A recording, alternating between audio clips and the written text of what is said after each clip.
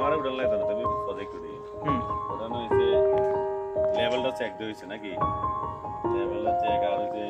clear কভারটা ঠিক থেকে চারিদিকে ক্লিয়ার কভার তারপরে দিকে আসে ওই যে যেখানে যেখানে শীত কভার আছে এগুলো ছাদের তিন সাইডে সামনের সাইডে যাতে কোনো স্লোপিং না ওই দিকে দিতে যেহেতু উনি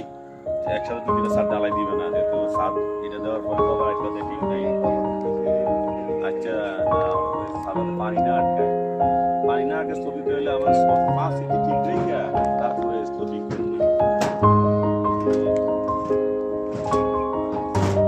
এগুলোকে 5 ইঞ্চি আছে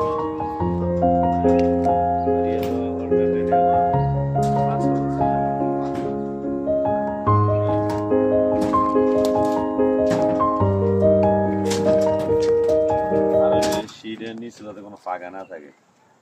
পুরা ফাড়ি সব বন্ধ করতে না ফাঁকা থাকবো না আর ও দিক দিয়ে এটা ফাঁকা কেন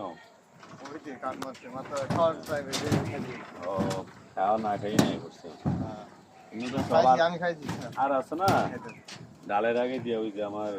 সাদা বালা করে পানি দিয়ে ভিজে দিতে হবে পানি আইয়ে ভিজাবো পানিতে ভিজাই দিয়া লেভেলটা চেক দিয়া আর সাইডগুলো ভালো মেরে তারপরে সুন্দরতমে ভিজিয়ে দেবো একবার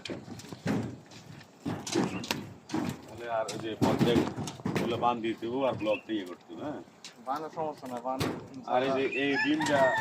একটু ওইদিকে সাইডে দিতে হবে মানে তো সেই বিয়াম তুই হ্যাঁ এটা একটু ফ্যাট পাচ্ছে ব্লক দিয়া এটা দিকে না